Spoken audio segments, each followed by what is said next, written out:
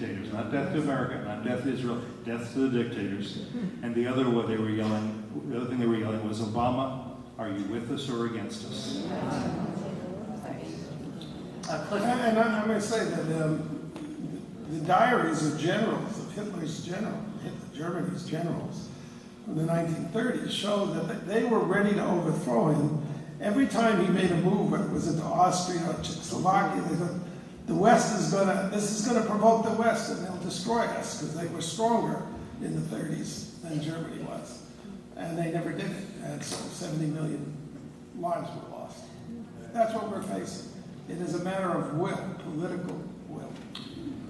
Cliff, speaking of political will, we had an experience just with a group of friends over a Shabbat meal yesterday, where there was a plaintive cry, really, from somebody who was even older than me, basically saying, why don't we have anyone in American politics who's a grown-up? Why won't they tell us the truth? Why won't they talk to us?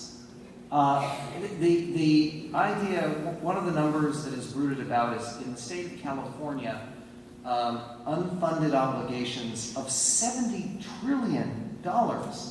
And that may be a little bit high, but it's, whatever it is, it's high enough.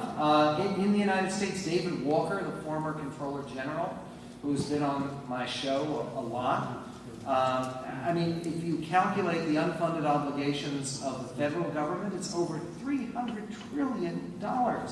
And yet people on all sides of the political aisle seem to be talking about rearranging deck chairs on a ship that is in very, very dire trouble.